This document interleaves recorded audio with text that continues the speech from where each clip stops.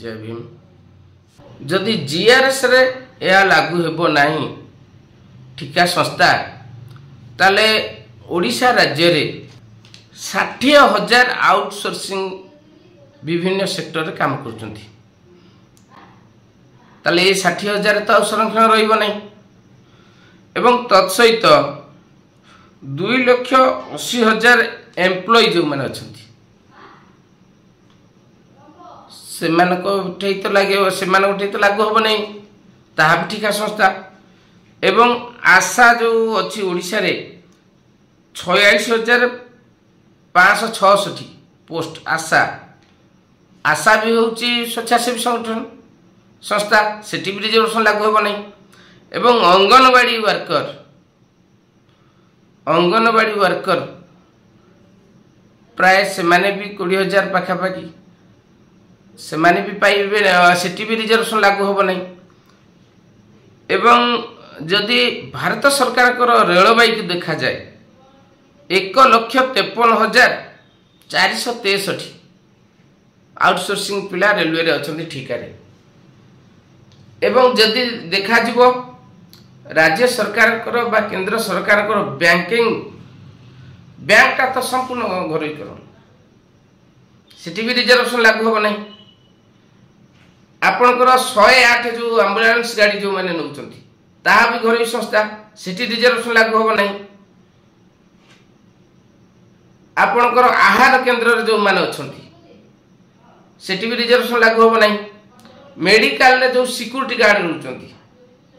ता तो रिजर्वेशन लागू हम नहीं एवं सर्वोपरि जो आईसीएल पीपीएल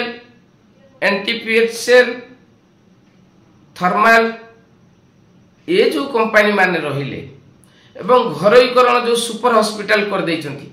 ए सबुटे कोनोसी जगह आउ रिजर्वेशन रहिबो नाही रिजर्वेशन को संरक्षण को समाप्त कर देवा पई प्रशासनिक क्षेत्र रे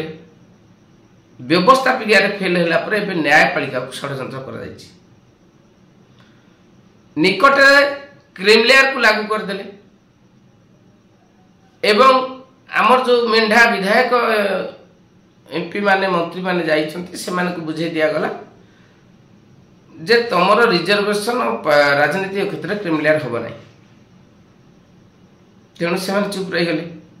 100 एमपी जाइथिले मोदी जी को पाखु माने प्रधानमंत्री पाखु किंतु बंधुगण एठी विचार करिया पड़िबो गोटिए पटे सरकार को धन रे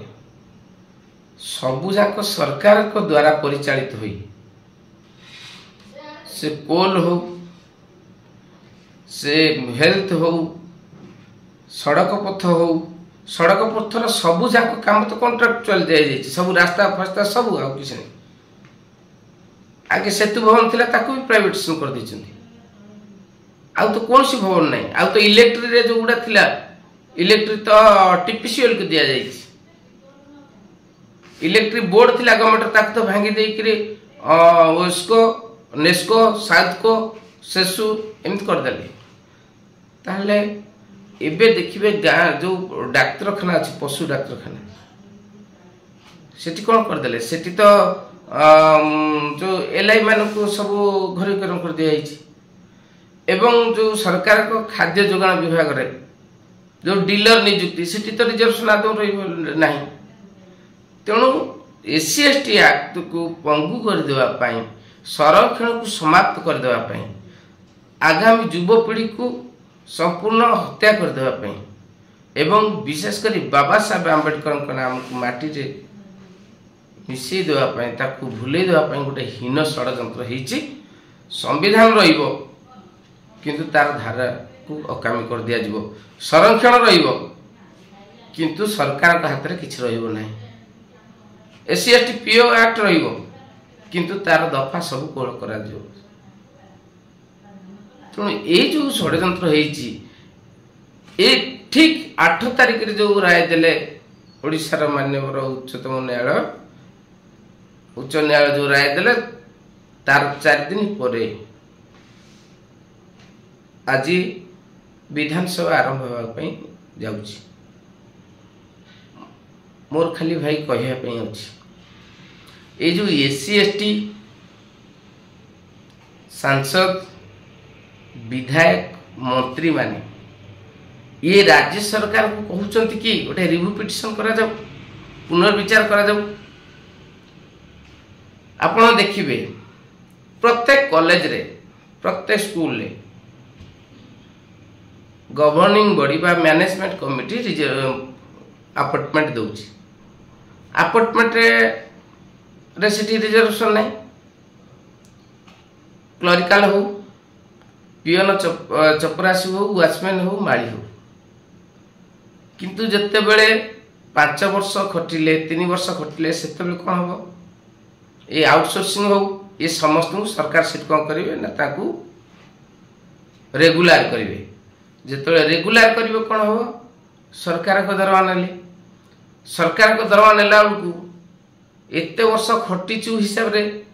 रेगुलर हेले किंतु ओआरपी एक्ट लागू है कि लागू है नहीं संरक्षण को समाप्त कर दिया गला संरक्षण को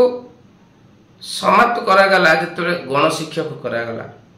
जिते पौड़ शिक्षक थिले गाँव जो टीचर माने पारा टीचर थिले कालक्रम से रेगुलर करागला रेगुलर करा जिया फल आउ एसएसटी रहिला नहीं एवं सरकार को जो मार्केट कॉम्प्लेक्स सब दिया जाउछि सेठी रिजर्वेशन रही तो नहीं रही कौटी ना कौटी सरकारी अर्थ रे समस्त योजना को ठिका संस्था को सरकार टेकिदेले। आ गोटे कथा होची जे 2003 मसीह 32 लाख सरकारी कर्मचारी थिले किंतु 2017 रे घरोईकरण करदेवा फल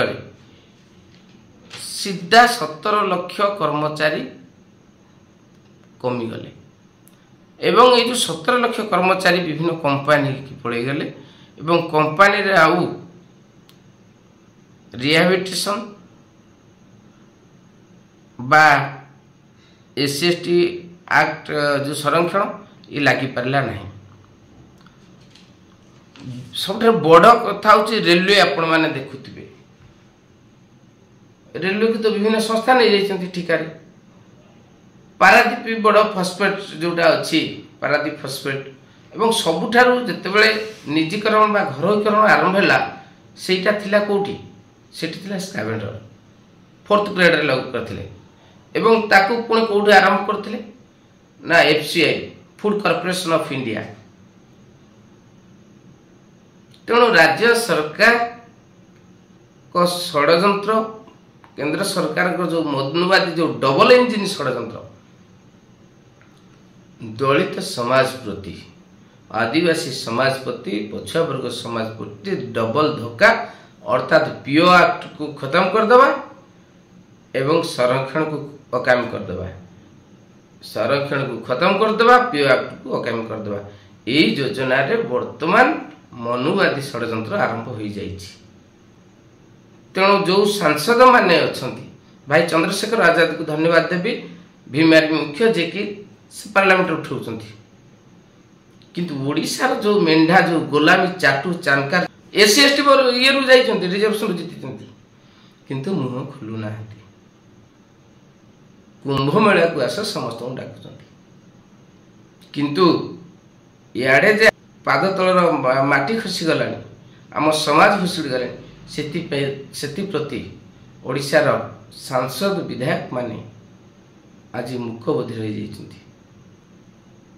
तेणु यही परिप्रेक्षी समस्त जनगण समस्त साथीगण यह उपर विचार करिवार अछि या पर आंदोलन करिवार अछि एवं हाईकोर्ट राय विरुद्ध रे सुप्रीम कोर्ट रे पिटिशन करिवार अछि। राज्य सरकार को पैसा राज्य सरकार को ड्यूटी राज्य सरकार को ईपीएफ जीपीएफ ठारू आरंभ करी टीए डीए ग्रेजुएट सब प्रकार फैसिलिटी नौथिबा लोक व्यक्ति गोटे। तेणु राज्य सरकार का काम करथिबा समय सी किभली प्राइवेट हैला किभली ठिका संस्था हैला ता ऊपर जदि